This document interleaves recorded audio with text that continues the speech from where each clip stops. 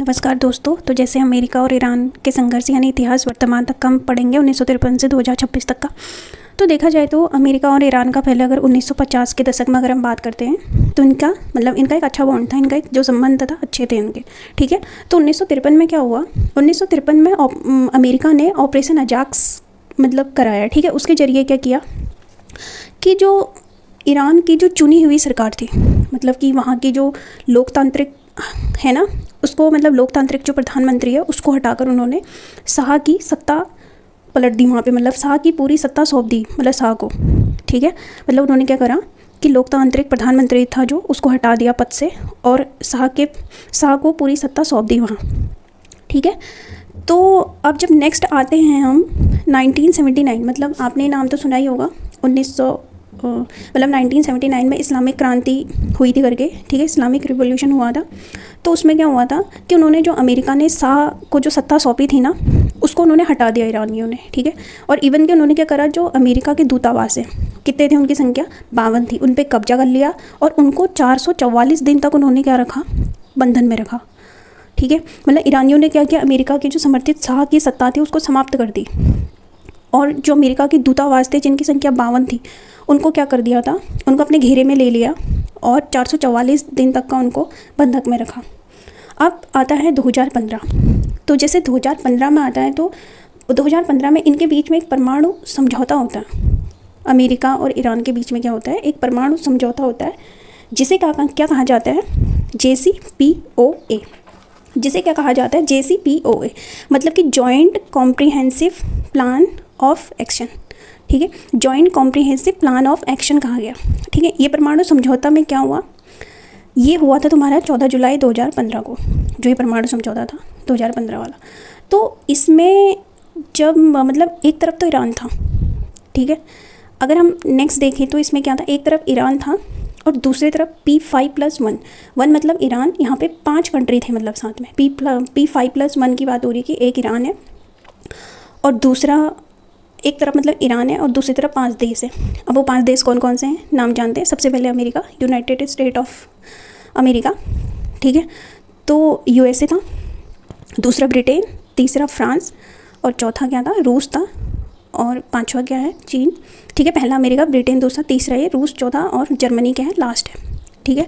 तो इन 5 देशों के साथ इसका एक परमाणु समझौता हुआ जिसके तहत ये हुआ कि सबसे पहला जो इनका पॉइंट्स था कि जो ये परमाणु समझौता था इसमें 3 शर्तें रखी गई और जो 3 शर्तें क्या थी वो ईरान ने मान्य की, ठीक है।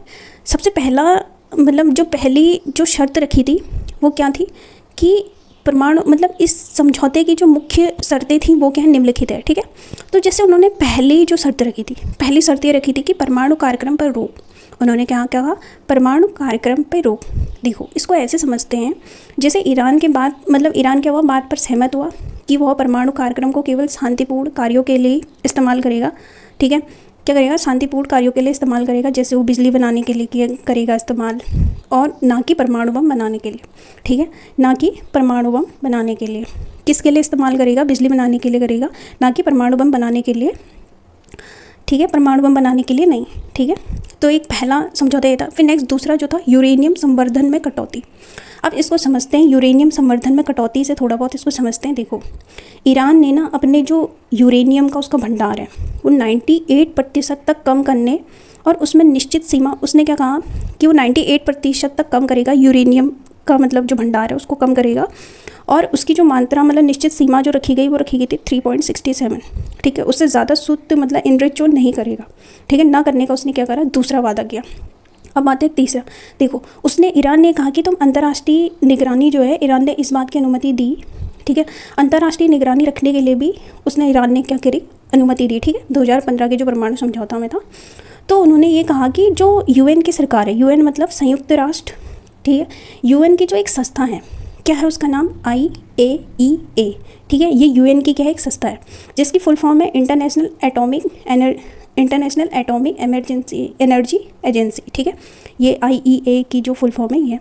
तो इसका काम क्या है बताइए, ये ऐसी संस्था है जो जांच करता है कि जो पक्का करता है, पक्की करती है कि जो परमाणु ऊर्जा यानी न्यूक्लियर एनर्जी के इस्तेमाल सिर्फ शांतिपूर्ण कामों में किया जाता है। जैसे जैसे मैंने बता दिया था कि जो IAEA है जो, वो क्या है, मतलब इंटरनेशनल एटॉमिक एनर्जी है जो, तो ये एजेंसी है, ठीक है। तो इसमें ये एक ऐसी संस्था है जो पक्का करती है कि मतलब कहीं इसका मिसयूज़ तो नहीं हो रहा, मतलब एक शांतिपूर्ण समझौता यानी शांतिपूर्ण काम करने के लिए, जैसे हम परमाणु ऊर्जा के लिए जैसे हम बिजली बना सकते हैं, कैंसर का इलाज कर सकते हैं, इसके लिए मतलब इन कामों की ये क्या करता है, जांच करता है और ये देखता है कहीं कोई परमाणु बम तो नहीं बना रहा, ठीक है। तो ये जो 2015 में जो संधि हुई थी, मतलब एक प्रकार की तुम इसको परमाणु समझौता ही मान लो, ठीक है। तो 3 शर्तें क्या करी ईरान ने, इसको सहमति दी, ठीक है। अब क्या होता है, अब जैसे अगर हम बात करें, हाँ, एक जो IAEA है, इसकी स्थापना कब हुई थी, इसकी स्थापना हुई थी 1957 में। और कहाँ इसका जो हेडक्वार्टर है वो कहाँ है, ऑस्ट्रिया, ना कि ऑस्ट्रेलिया, ठीक है। ऑस्ट्रिया यानी वियना में इसका क्या है, हेडक्वार्टर है। तो अब जब नेक्स्ट में जो 2018 की बात आती है, ठीक है। अब जैसे 2018 है, इसमें क्या होता है, जो अमेरिका के जो राष्ट्रपति हैं अभी, जो अभी भी हैं, ठीक है, डोनाल्ड ट्रंप हैं जो, तो ट्रंप ने कहा कि मतलब ये जो हमारे बीच में समझौता हुआ था 2015 में, तो उसने उनको मान्य नहीं करा, ठीक है। और उसमें मतलब उसने, अमेरिका ने ये दावा किया कि ईरान चोरी छुप के क्या कर रहा है, न्यूक्लियर बॉम्ब बना रहा है, ठीक है। ईरान क्या कर रहा है, चोरी छुप के मिसाइलें बना रहा है और एक आतंकवाद को क्या कर रहा है, जन्म दे रहा है, ठीक है। डोनाल्ड ट्रंप जी का ऐसा कहना है। तो जब उन्होंने क्या कर दिया, अमेरिका ने 2018 में ईरान पे कड़े से कड़े प्रतिबंध और लगा दिए, ठीक है। उन्होंने क्या करा, 2018 में पहले से भी ज़्यादा कड़े प्रतिबंध लगा दिए वहाँ, लेकिन अमेरिका ने, ठीक है। लेकिन जो ईरान है वो बात को नहीं माना, ठीक है। उसके जो मतलब उन्होंने जो संधि आधिकारिक रूप से क्या कर दी थी 2018 में ख़त्म कर दी थी, ठीक है। ईरान ने भी क्या किया, ईरान भी कोई मतलब उसमें कड़े प्रबंध जो अमेरिका ने उस पर लगा दिए थे, तो उन्होंने क्या करा, नहीं माना ईरान ने भी, ठीक है, नहीं मान्य किया। तो अब जैसे उन्होंने अब क्या करा ना, बदले में ईरान ने जो यूरेनियम की यानी यूरेनियम संवर्धन है जो, उसने उसकी मात्रा बढ़ा दी, ठीक है। मतलब उन्होंने कहा कि 2018 में जो डोनाल्ड ट्रंप है, उन्होंने मतलब इस समझौता को ख़त्म कर दिया आधिकारिक तौर पे और कड़े प्रबंध लगाने चाहे, तो लेकिन उन्होंने क्या करा ना कि वो जो परमाणु जो मतलब उन्होंने उस पर लगाया, मतलब जितने भी उस पर प्रतिबंध लगा दिए, तो उसने ईरान ने बिल्कुल मान्य नहीं करे और यूरेनियम संवर्धन क्या बढ़ा दी, उसको ज़्यादा बढ़ा दिया, ठीक है। अब क्या हुआ, अमेरिका क्या करता है, 2020 में सुलेमानी की हत्या कर देता है। सबसे बड़ा जो तनाव है इस वजह से, मतलब करंटली 1953 से लेके 2026 तक का जो आज मेन तनाव है ना ईरान और अमेरिका के बीच में, यही है। तो सबसे 20 में क्या होता है कि सुलेमानी की हत्या कर देते हैं, वो भी बगदाद में, ईरान में, ठीक है। बगदाद यानी ईरान में कासिम सुलेमानी की क्या कर देते हैं, ड्रोन से हत्या कर देते हैं, ठीक है। ये सबसे बड़ा क्या था, एक घातक हमला था कि जिन्होंने अमेरिका ने ड्रोन से उसकी क्या कर दी थी, हत्या कर दी थी, ठीक है। अब क्या हुआ कि 2025 में जो मतलब 2025 और 26 है जो, ठीक है, 2025 और 26 है, इसके बारे में हम बताएंगे कि क्या क्या मतलब इसमें जो तनाव था अब इसका क्या असर पड़ा, ठीक है। अब क्या हुआ कि 2025 में परमाणु तनाव और नई जो पाबंदियाँ लगाई और 2026 में क्या है करके उसके बारे में हम एक बार बात करते हैं, ठीक है। तो जैसे 2025 में सबसे पहले जो पॉइंट है वो है परमाणु संवर्धन यानी इनरिचमेंट।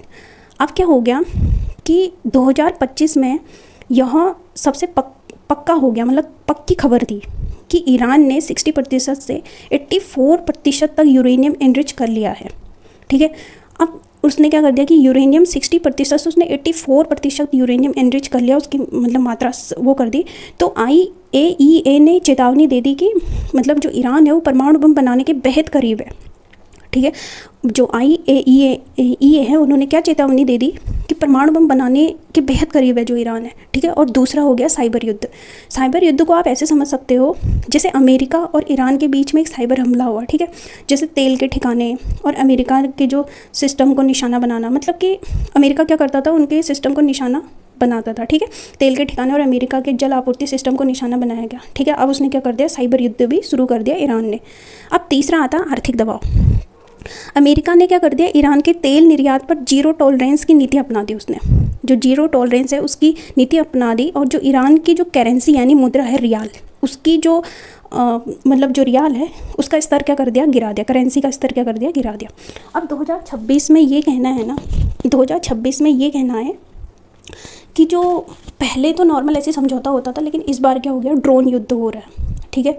ड्रोन युद्ध हो रहा है, मतलब केवल ज़मीन पर ही नहीं रह गया बल्कि आसमान से भी लड़ा जा रहा है, ठीक है। कई रास्ते जो ईरान के कई रास्ते घातक ड्रोन और अमेरिका अड्डों के लिए बड़ी बड़ी चुनौती क्या करती उसने खड़ी कर दी, ठीक है। तो देखा जाए तो काफ़ी चिंताजनक विषय है। अब हम बात करते हैं कि भारत के लिए भी क्यों चिंता का विषय है ये, ठीक है।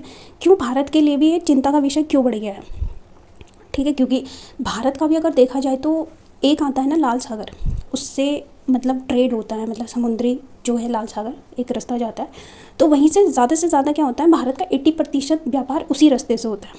तो मतलब भारत के लिए भी क्या है, काफ़ी चिंताजनक विषय है। अब जैसे हमने लाल सागर की बात करी यानी रेड सी, तो वहाँ ये देखो आप इसको क्या कर सकते हो, जैसे मैप में मैंने आपको दिखाया है, जैसे लाल सागर हो गया, ठीक है। तो ये क्या है, यूरोप और एशिया के मतलब एक ऐसा शिपमेंट है जिसमें क्या होता है, व्यापार होता है, ये रास्ता है मतलब, ठीक है। यहाँ से क्या होता है, व्यापार होता है। तो अब क्या हो गया कि अक्टूबर 2023 से मतलब काफ़ी चिंताजनक बात होगी, ठीक है। जो समुद्री रास्ता है यह मतलब थोड़ा कठिन जैसा हो गया था, ठीक है। तो अब यमन क्या है, यमन एक सशस्त्र समूह है जिसका समर्थन क्या करता है, ईरान करता है, ठीक है।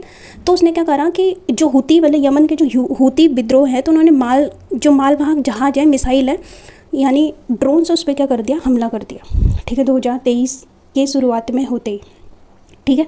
जो हुतियाँ हैं, तो मैंने जैसे यमन की बात कही आपसे कि सशस्त्र समूह है, इसका मतलब समर्थन कौन करता है, ईरान करता है, ठीक है। ईरान इसका समर्थन करता है। तो इस मतलब जगह से अगर जब व्यापार किया गया तो ये जो हुती विद्रोह है, इन्होंने क्या करा कि मालवाहक जहाज़ों और मिसाइलों पर ड्रोन से हमले करने क्या कर दिए, शुरू कर दिए थे, ठीक है। ये भी क्या है, काफ़ी आश्चर्यचकित वाली बात हो गई, ठीक है, 2023 से, क्योंकि तनाव कब से है। अब कंफर्म क्या हुआ, जब अक्टूबर 2023 से जब डोनाल्ड ट्रंप जी ने देखा कि मतलब व्यापार करने में जो मालवाहक जहाज है उस पर हमले किए जा रहे हैं, तो उसके लिए क्या होता है, एक दिसंबर 2023 में एक ऑपरेशन कह सकते हो आप इसको,